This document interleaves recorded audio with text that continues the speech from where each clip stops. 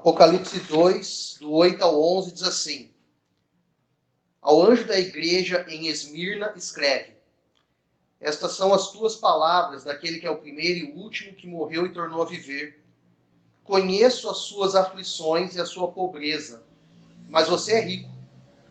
Conheço a blasfêmia dos que se dizem judeus, mas não são, sendo antes sinagoga de Satanás. Não tenha medo do que você está prestes a sofrer. O diabo lançará algum de vocês na prisão para prová-los, e vocês sofrerão perseguição durante 10 dias. Seja fiel até a morte, e eu lhe darei a coroa da vida. Aquele que tem ouvidos, ouça o que o Espírito diz às igrejas. O vencedor, de modo algum, sofrerá a segunda morte. A nossa empreitada em Apocalipse passa pelas 7 cartas às igrejas. Na semana passada nós meditamos na primeira delas, igreja de Éfeso, e hoje nós vamos passar pela igreja de Esmirna. A Esmirna era uma dessas 7 cidades da região da Ásia Menor, que hoje nós conhecemos como Turquia. A maioria das igrejas era próxima do mar Mediterrâneo. Esmirna, por si só, é uma cidade portuária, portanto, uma cidade de referência. Isso é importante a gente destacar porque a maioria das igrejas que foram plantadas em Atos e no Novo Testamento são igrejas estratégicas. Por exemplo, a Filipos, que é porta de entrada para a Europa. Éfeso é porta de entrada para a Ásia.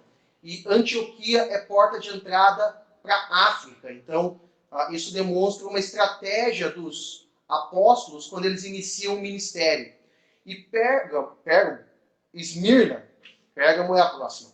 Esmirna é uma cidade portuária com muitos habitantes e cheia de pessoas que poderiam se envolver com o ministério. Só que tem alguns problemas em Esmirna. O primeiro problema é que era uma cidade muito orgulhosa pelo seu tamanho, pela questão da pescaria e pela sua própria beleza. Além desse orgulho que tinha na cidade de Esmirna e, consequentemente, nos seus habitantes, Esmirna era uma cidade alinhada a Roma. O que isso significa? Isso significa que era uma cidade idólatra, com vários deuses pagãos, todo aquele panteão grego, Hermes, Atenas, Zeus e dentre outros, tinham os seus correspondentes na cultura romana. Urano, Saturno, Netuno, Plutão, Marte, são os deuses romanos que têm o seu paralelo dentro da fé grega também. Então, Esmirna tinha muito esse alinhamento com Roma. Além desse alinhamento com Roma no sentido dos deuses, você tinha claramente uma adoração ao imperador. Em Esmirna era uma das cidades que tinha a imagem do imperador, e quando as pessoas passavam por lá, tinham que se curvar e adorar o imperador, assim por diante. Além desse problema, desses 2 problemas que nós já mencionamos, o orgulho do povo de Esmirna e a questão de ser alinhada a Roma, tanto na adoração aos falsos deuses, quanto na adoração ao imperador, Esmirna também tinha uma comunidade judaica muito forte. Então, tinha sinagoga lá, tinha reuniões das pessoas lá. Ponto importante, eram necessários, no mínimo, 10 homens numa cidade para fundar uma sinagoga. Então, quando o texto faz menção à sinagoga de Satanás, é porque tinha uma sinagoga lá, mas essa sinagoga não estava cumprindo o objetivo de Deus para aquelas pessoas. Essa cidade que ficava na costa oeste do mar Mediterrâneo, era uma cidade linda, cheia de pessoas, trabalhadoras, mas que estavam plenamente voltadas contra o Senhor. E daí que a gente começa a relembrar alguns pontos que nós já falamos. Por exemplo, a carta segue o padrão: elogio, crítica, instrução, promessa. Elas recebem o elogio. Ele diz: conheça as suas aflições, a sua pobreza, mas você é rico. Ele está elogiando. Ele dá a instrução, ele vai dizer assim, não tenha medo, seja fiel. E ele também vai dar promessa, aquele que permanecer até o fim receberá a coroa da vida, e o vencedor de modo algum sofrerá a segunda morte. Mas tem um ponto interessante em Esmirna, eles não recebem crítica. Então, o povo que estava naquela igreja, naquela cidade completamente estranha, não recebe críticas da parte de Jesus. Isso não significa que tudo esteja perfeito. Eles têm que fazer algumas coisas sim. Mas o Senhor não encontrou neles a ponto para criticar. Dito isso, eu tenho alguns pontos que eu pretendo passar assim, bem rápidos para mim e para você sobre a igreja de Esmirna. Primeiro, Jesus é a totalidade da existência. Quando ele se apresenta, eu não mencionei propositalmente, ele continua escrevendo para o anjo da igreja e ele continua fazendo uma apresentação de quem ele é. Então você tem o destinatário e a apresentação. Quando ele faz a apresentação, ele diz assim, estas palavras são daquele que é o primeiro e o último, que morreu e tornou a viver. Isso representa a totalidade da existência. O primeiro e o último significa que tudo pode acabar, mas ele continua sendo quem ele é. Ele continua existindo.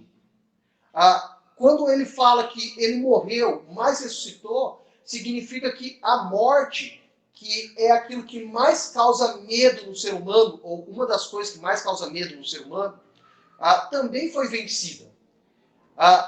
Nós podemos pensar algumas coisas a partir disso. Se nós entendemos que Jesus é a totalidade da existência, nós começamos a perceber que nós só vivemos a partir de Jesus, que nós só existimos a partir de Jesus, que nós só temos algum futuro a partir de Jesus. E se não for em Jesus, nós não conseguiremos viver, nós não conseguiremos caminhar, nós não conseguiremos existir. E olha só, Jesus está falando isso para um povo que está no meio de um povo orgulhoso, no meio de uma cidade alinhada com Roma e no meio de uma comunidade judaica enorme e ao mesmo tempo hostil, que estava perseguindo e matando os cristãos. Jesus está dizendo, vocês não precisam temer os orgulhosos, vocês não precisam temer Roma, vocês não precisam ficar com medo dos judeus, porque a totalidade da existência fala com vocês. A totalidade da existência caminha com vocês. A totalidade daquilo que existe está no meio de vocês. Às vezes nós ficamos olhando muito para as coisas à nossa volta. Nós olhamos para um mundo pós-moderno, que tem uma mente distante de Deus. Nós começamos a ouvir até alguns pastores que jogam mais contra do que a favor. E agora, um pastor por aí, que eu não vou falar que é o Vitor Azevedo, disse que Deus não está no controle de nada.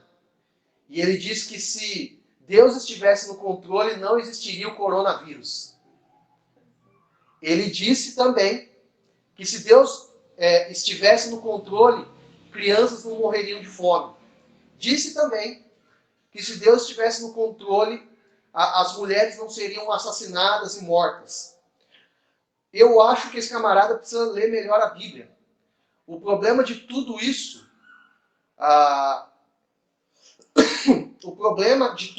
é não compreender a Bíblia e o quanto que o pecado humano afeta as coisas à nossa volta. Morrem crianças de fome no mundo porque a ganância humana é enorme. Mulheres morrem todos os dias porque homens, no seu pecado, não enxergaram a imagem de Deus nessas mulheres. E a Covid existe no mundo em decorrência também do mal e do pecado. Nós já falamos sobre isso, né? Agora, quando nós entendemos a totalidade de Jesus, há uma nova realidade para nós vivermos e experimentarmos. Há coisas de Deus que nós podemos experimentar, viver e transmitir para outros.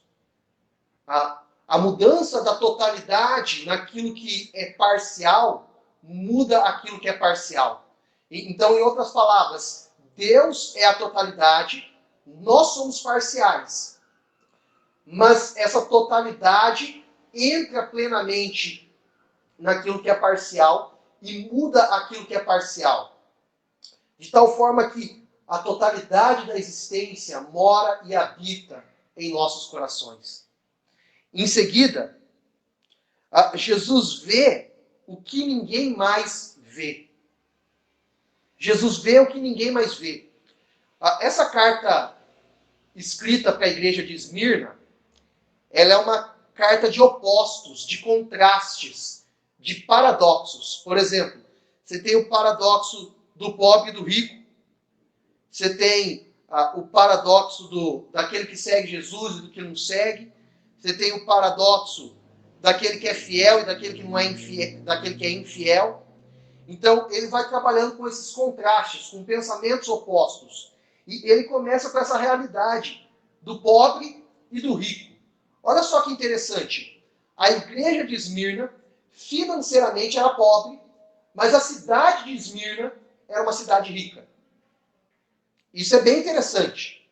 Porém, a cidade de Esmirna era pobre no que diz respeito à questão espiritual.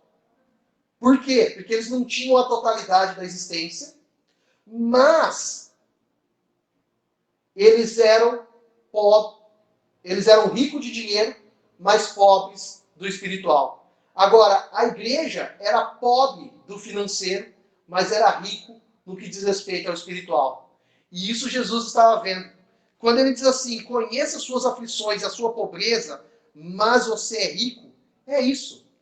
Eles tinham o mais importante, Jesus. Ontem nós fizemos uma live para falar um pouquinho sobre dinheiro, ganância e a fé cristã. E a conclusão nossa é a seguinte: não tem problema nenhum, nem em ser pobre, nem em ser rico. A questão é, se eu sou rico e o meu Deus é o Deus dinheiro, ou se eu sou pobre e o meu Deus é o Deus dinheiro. Esse é o problema. O que Jesus está vendo em Esmirna é um povo que estava sem dinheiro, mas que o Deus deles era o Deus verdadeiro. A pergunta é, o Deus que nós servimos é o Deus verdadeiro ou é o Deus dinheiro? Acho que isso que nós precisamos responder nos nossos corações. O texto continua, né? Jesus vê um outro contraste, que é a hipocrisia religiosa. No que consiste a hipocrisia religiosa? Eles pensam que fazem a obra de Deus, mas são agentes de Satanás. Tinha uma sinagoga ali, e eles pensavam que estavam fazendo a obra de Deus, mas eles estavam perseguindo Deus, perseguindo a igreja, perseguindo o Senhor. E tem algumas pessoas por aí, alguns pastores, que pensam que estão fazendo a obra do Senhor, mas o que eles fazem é totalmente o oposto. O que eles fazem é destruir a obra do Senhor e destruir aqueles que seguem verdadeiramente o Senhor, ou aqueles que querem seguir plenamente o Senhor. E eles pensam que estão fazendo a obra do Senhor, mas eles estão fazendo um desserviço para o Evangelho. Jesus chama isso de falsos profetas. A Bíblia como um todo, em vários locais, alerta os cristãos contra os falsos profetas. Os falsos profetas estão à nossa volta. A questão é, nós os ouviremos? Nós seguiremos os seus exemplos? Eu acredito que não. Falsos profetas são agentes de Satanás. Falsos profetas não fazem a vontade de Deus, mas cumprem a agenda do diabo. E o diabo existe, e a gente precisa lembrar que ele está por aí, viu? Fazendo uma obra por aí. Tentando cessar o avanço da igreja do Senhor. A igreja do Senhor continua existindo. E há uma promessa sobre isso. As portas do inferno não prevalecerão contra a igreja do Senhor. A igreja do Senhor deve permanecer e prevalecer. A igreja do Senhor continua existindo e continuará existindo. Contra isso, qual que é o contraste? A igreja permanecer fiel frente aos ataques. Porque ele vai dizer assim, Conheça as suas aflições. Conheça a blasfêmia dos que se dizem judeus e não são. E daí no final ele vai dizer, não tenham medo, permaneçam fiéis. É isso que ele nos orienta diante de toda perseguição. É isso. Sejam fiéis. Continuem pregando o evangelho, vivendo o evangelho. É interessante perceber que você tem mais um contraste. É o contraste entre medo e coragem. Ele vai dizer para nós, não tenham medo do que vocês estão prestes a sofrer. O que Jesus está orientando? Ele está nos orientando a coragem. Há desafios de ser igreja no século XXI. Há desafios que precisam ser vencidos por nós todos os dias. A mensagem do Evangelho continua sendo uma mensagem hostil ao mundo. Se a igreja permanece agradando ao mundo, ela está sendo sinagoga de Satanás.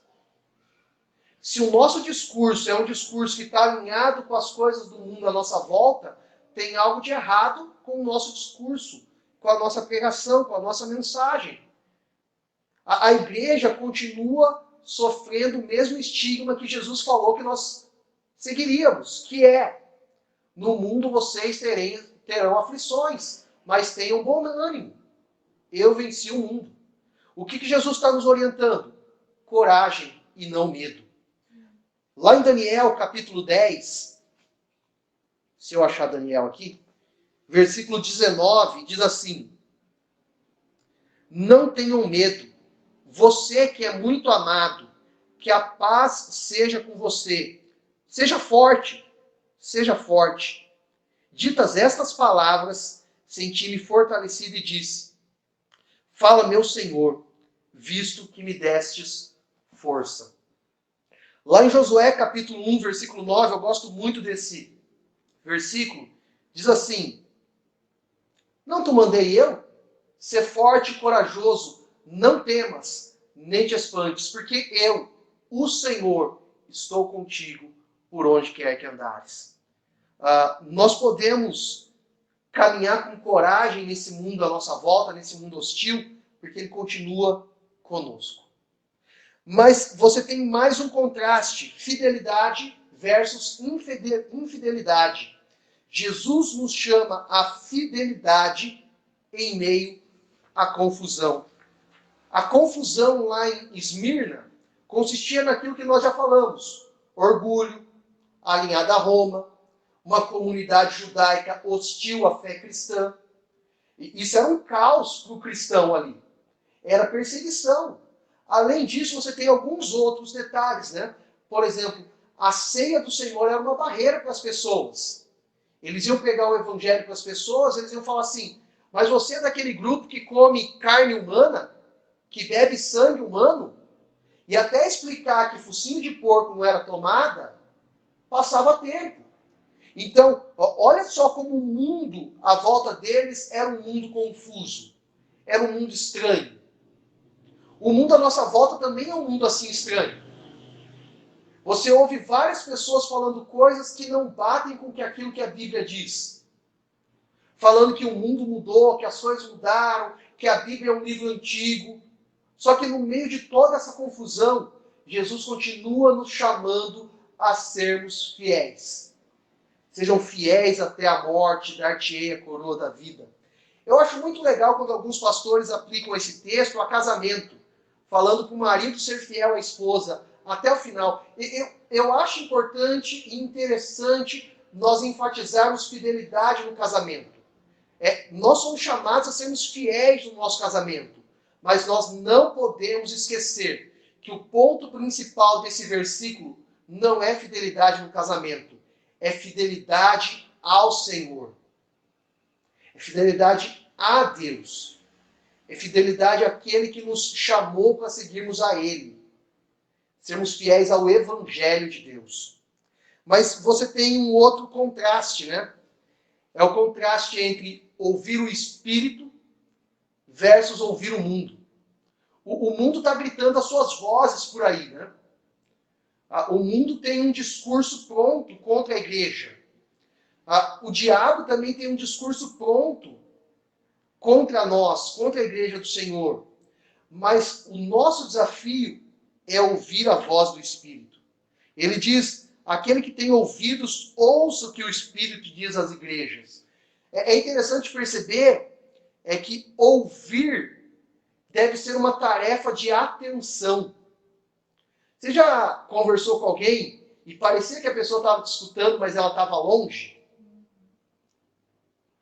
Acho que de vez em quando a sua esposa fala com você e você está longe. Ou a sua mãe fala com você e você está longe.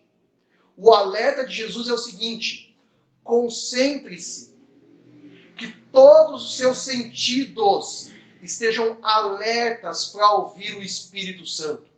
É essa a orientação de Jesus. É uma escuta profunda. É um ouvir atentamente. Ele continua falando. A voz do Senhor é como doces águas. A voz do Senhor fala em tempos que nós nem imaginamos. A voz do Senhor continua falando nesse mundo caído à nossa volta. Nós precisamos identificar essa voz, ouvir essa voz, relembrar dessa voz e viver baseado nessa voz. Nós ouvimos muitas coisas e muitas pessoas que não deveriam estar falando nada. Algumas pessoas ouvem alguns pastores que não deveriam ser ouvidos por aí. Não estou falando de nós aqui, graças a Deus. Estou falando de outras pessoas por aí. Nós precisamos voltar a prestar atenção no Deus verdadeiro, que tem uma mensagem verdadeira para nós.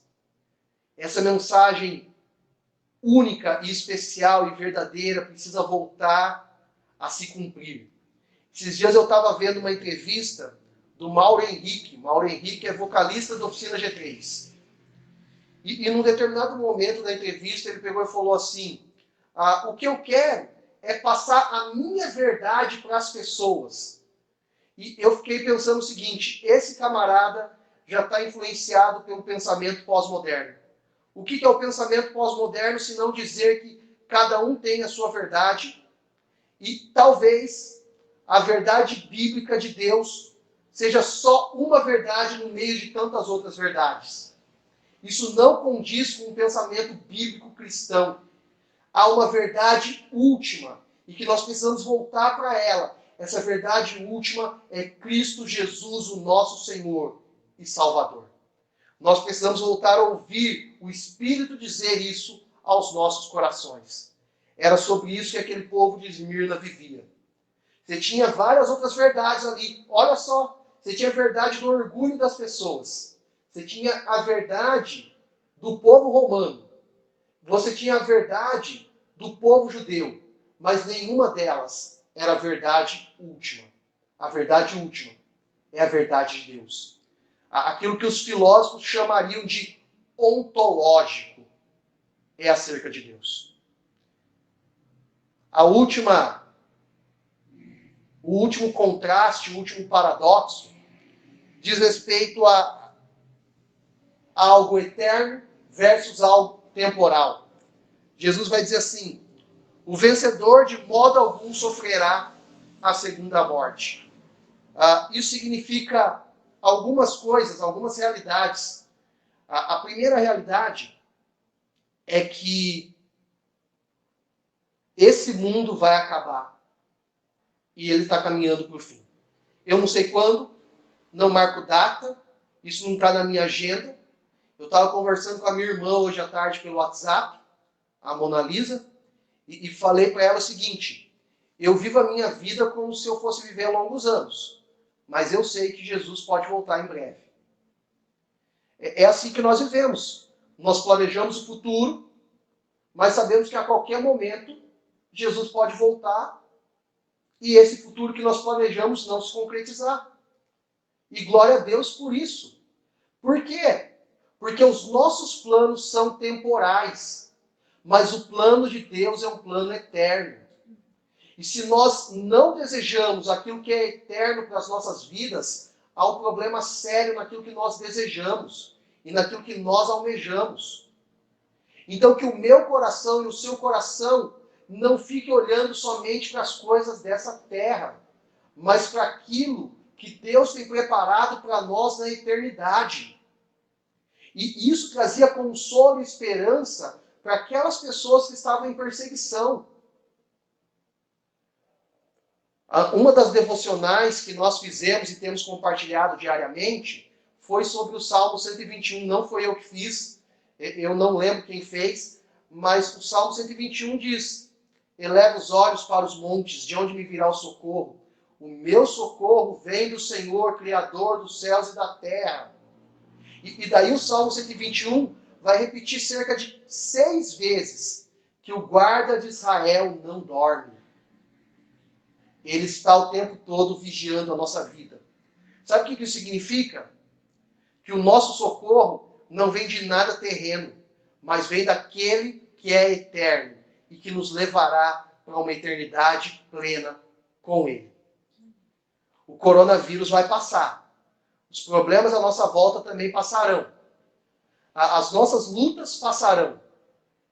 Mas a eternidade está garantida para nós em Cristo Jesus. Dito tudo isso, todas essas coisas, eu tenho 3 aplicações para encerrar. Não é o ser rico ou pobre que importa, mas o que importa é o meu relacionamento com Deus. Nós podemos ter a melhor casa, o melhor carro, e não termos intimidade nenhuma com Deus. E nós também podemos ter só um barraco e também não ter intimidade nenhuma com Deus. Então o ponto em questão não é ter ou não ter dinheiro, mas eu continuo me relacionando com Deus, apesar de todas as coisas à minha volta?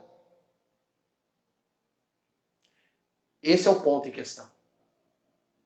Aquela igreja tinha pouco dinheiro, mas tinha tudo com Deus. Aquela cidade de Esmirna tinha todo o dinheiro, mas tinha nenhum relacionamento com Deus. Você tem orado, lido a Bíblia, você tem priorizado o seu tempo com Deus, você tem dedicado o seu coração para estar com Deus. Acho que essas questões que nós precisamos relembrar o nosso coração. Segunda aplicação, não é o fato de dizer que eu vou na igreja. Eu tenho visto várias pessoas falarem assim: eu vou na igreja desde criança, eu dou meu dízimo, eu sou um bom garoto, eu sou um bom filho, eu sou um bom namorado. Mas não é dizer que eu sou religioso. Falar isso pode ser só da boca para fora. Mas é se eu tenho discernido a vontade de Deus para a minha vida. Então perceba que é um construto. Eu me relaciono com Ele e aí eu posso discernir a vontade dEle para a minha vida. O que eu trabalho é o que Deus quer que eu trabalhe? O tempo que eu dedico no meu trabalho é o tempo que Deus quer que eu gaste no meu trabalho? O meu relacionamento, o meu namoro, é o namoro que Deus quer para a minha vida, para o restante da minha vida? Aquilo que eu tenho estudado e feito como ensino, aprendizagem na minha vida, é o que Deus quer para mim o resto da minha vida? A casa onde eu moro é a casa que eu tenho sentido e percebido que é onde Deus quer que eu more e que eu seja bênção? Eu tenho entendido o propósito de Deus para a minha vida de ser bênção àqueles que estão à minha volta e abençoar aqueles que estão à minha volta? Eu acho que a gente precisa relembrar um pouquinho disso. Não é só dizer assim: eu sou presbiteriano. É discernir a vontade de Deus para nós. O André está falando assim: eu sou a Universal. Brincadeira, André. Terceira e última aplicação, eu vou encerrar por aqui. Não é sobre ter paz o tempo todo, mas é sobre entender quem eu sou. Algumas pessoas querem ter paz o tempo todo, Mas nunca foi sobre isso. É entender que eu sou filho de Deus, é entender que Ele me ama, é entender que eu devo caminhar ao seu lado, é entender que eu sou imagodei, que eu reflito a imagem de Deus, é entender que eu sou a semelhança dele, é entender que se Deus é amor, eu também tenho que amar as pessoas, é entender que se Deus é generoso, eu também tenho que ser generoso, é entender que, apesar de tudo isso, eu sou fraco e pecador, mas o Senhor cuida de mim. É entender que pelo nosso próprio esforço nós teremos dificuldade para fazer tudo isso, mas o Senhor Jesus nos ajuda, nos auxilia e venceu para que nele nós possamos vencer. É entender tudo isso à nossa volta. É compreender quem nós somos nele e quem nós somos a partir dele. Somos filhos, somos herdeiros. Nós não somos filhos de chocadeira, como o meu pastor Antônio fala. Nós somos comprados com sangue precioso. Não foi qualquer sangue, não. Foi o sangue do próprio Cristo vertido na cruz do Calvário. E isso é significativo e especial para nós. Eu quero motivar o seu coração, não para você dizer, eu vou à igreja, ou para dizer, eu sou presbiteriano, mas para dizer, eu sou filho de Deus e me relaciono com o meu Pai. E o meu Pai fala comigo. E eu tenho ouvido a sua voz. É sobre isso que nós queremos viver e falar. Porque não pode ser só um falar da boca para fora. Tem que ser uma experiência de vida e de relacionamento. E eu quero te dizer, para todos vocês que estão me ouvindo, todos nós estamos caminhando na mesma direção. Todos nós. E nós estamos aqui, um para ajudar o outro e para fortalecer o outro, nessa caminhada e nessa empreitada. Valeu? Vamos orar? Deus, eu te agradeço pela tua palavra, pela tua fidelidade, pelo tempo que nós tivemos aqui, ouvindo a tua palavra, ouvindo a tua voz, e o Senhor ministrando aos nossos corações. Nós queremos lembrar que nós somos filhos, filhos de Deus, herdeiros, co-herdeiros, amados, queridos. A palavra de Deus fala de menina dos olhos de Deus. Isso significa que Deus nos amou de maneira especial e singular. E nós não merecíamos esse amor, mas o Senhor nos amou.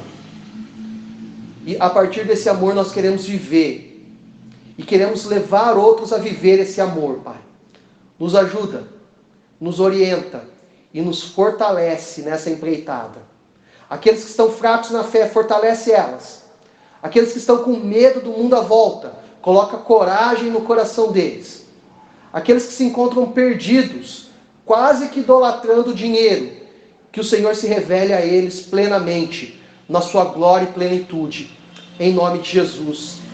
Amém e amém.